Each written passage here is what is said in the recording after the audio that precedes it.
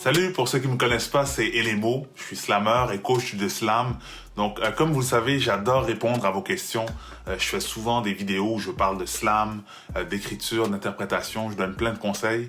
Et ça, c'est grâce à vous, parce que vous me posez toujours des questions vraiment pertinentes sur le sujet. Et moi, au meilleur de mes connaissances, je tente d'y répondre.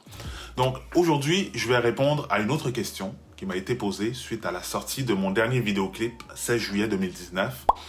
Je ne sais pas si vous avez vu ça passer, mais j'ai sorti un vidéoclip récemment sur un incident que j'ai eu il y a 2 ans. Ça a été vraiment très lourd, j'ai failli perdre la vie suite à un arrêt cardiaque.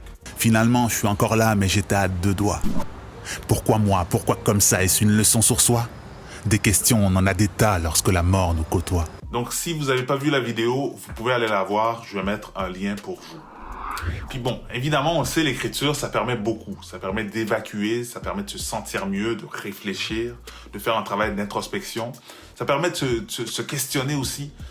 Ça permet de mettre des mots sur des sentiments que l'on vit sur le moment présent. Ce qui m'amène à vous parler de la justesse des mots.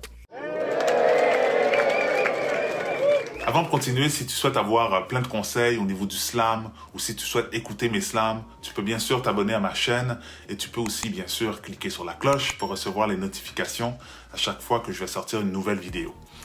Donc, je disais que j'avais envie de vous parler de la justesse des mots, c'est-à-dire trouver les mots justes. Comment on fait pour trouver les mots justes? Je veux parler de ça parce qu'on m'a posé la question, comment faites-vous pour trouver les mots justes afin de transmettre votre ressenti à l'auditeur? Donc ça, c'est une excellente question. La première chose qu'il faut comprendre et qui doit être considérée, c'est que tu ne pourras jamais écrire quelque chose avec la plus grande justesse possible si tu ne le vis pas. Donc je répète, tu ne pourras jamais écrire quelque chose avec la plus grande justesse possible si tu ne le vis pas. Donc moi, il m'est arrivé quelque chose de tragique, j'ai eu des émotions et j'ai mis ces émotions-là sur papier. Donc je les ai traduits avec des mots. Mais plus que ça, c'est que j'ai pris la peine d'écrire quelques phrases quelques jours après mon incident. Parce que j'étais vraiment dans un état où j'étais encore sous le choc, où je vivais encore mes émotions. Et ça, c'est parfait. Donc si je le vis sur le moment, je peux davantage prêter attention sur ce que je ressens et le décrire avec le plus de précision possible. Parce que je le vis, je ressens tout ça. Je ne peux pas être plus clair. Puis on le sait, les émotions, ça finit toujours par s'estomper et parfois même se dissiper au fil des semaines et des mois. Donc l'émotion que je vis sur le moment ne sera pas la même dans 2-3 mois. Alors si vous le pouvez, écrivez lorsque vous vivez l'émotion. Les mots que vous allez choisir ne pourront pas être mieux que ça parce que vous les vivez présentement. C'est sûr qu'évidemment, il faut être moindrement disposé à écrire. Des fois, quand on vit une situation un peu difficile, on a besoin de prendre du temps pour soi. Mais pour d'autres personnes, c'est vraiment le contraire. Donc, ils écrivent des pages et des pages. Puis ça aussi, ça peut être vraiment très bien, en fait. Parce que, premièrement, je pense que pour eux, c'est une forme de thérapie. Donc, ça leur fait du bien. Parfois, ça allège les peines aussi. Et pour revenir un peu à ce qu'on disait, je pense que les textes vont être très justes parce qu'à ce moment-là, ces personnes sont attentives à leurs émotions. Donc, écrire une phrase sur comment on se sent suite à un événement, quelques mots ici et là, c'est vraiment pratique et je pense que c'est l'idéal si vous voulez écrire un texte avec le plus de justesse possible. Et en passant, ça peut être un événement tragique, comme ça peut être un événement positif aussi, de bonheur. Si vous ressentez de l'excitation, par exemple, ça peut être vraiment très intéressant de décrire qu'est-ce que vous ressentez précisément. Aussi, ce qu'il faut comprendre, c'est qu'il y aura toujours une différence entre le texte que j'ai écrit sur le moment et l'autre que j'ai écrit 2 ans plus tard. C'est sûr que le texte que j'ai écrit 2 ans plus tard ne sera jamais aussi juste que l'autre. C'est impossible.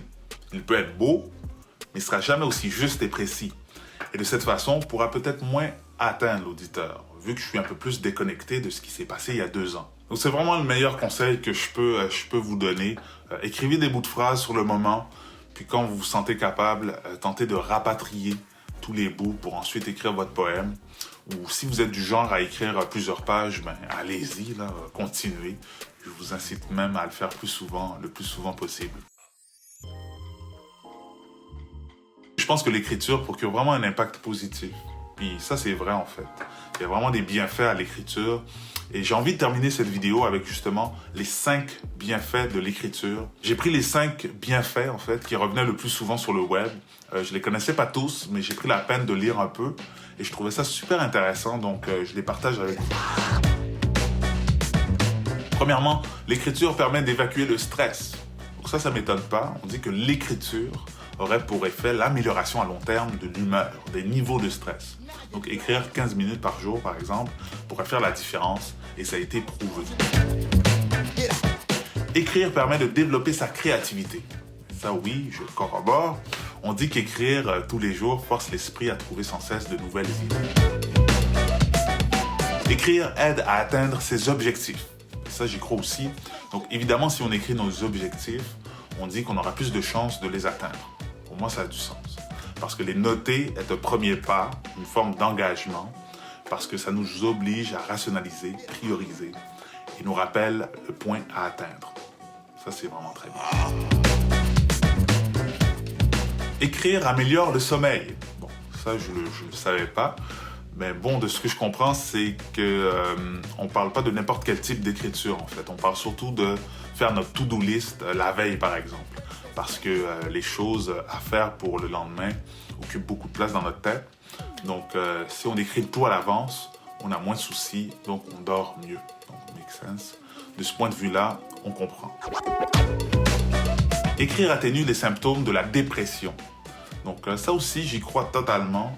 Être attentif à nos émotions, parvenir à les accueillir avec bienveillance avant de les coucher sur le papier, des événements durs, traumatisants, pour mieux les dépasser. Et j'ai envie de rajouter que moi, j'avais même envie de partager mon texte pour me sentir mieux. Donc au-delà de l'écriture, je retrouve cette paix intérieure lorsqu'il est partagé. Donc voilà, 5 bienfaits.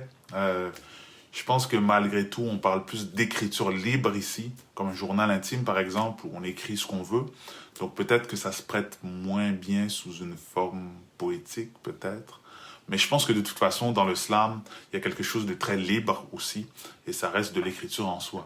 Donc je pense que certains bienfaits peuvent s'appliquer lorsqu'on écrit des textes de slam, notamment développer sa créativité, bien sûr. C'était Elebo, ton coach de slam, et n'hésite pas à visionner notre vidéo. Tout est sur ma chaîne YouTube. À bientôt.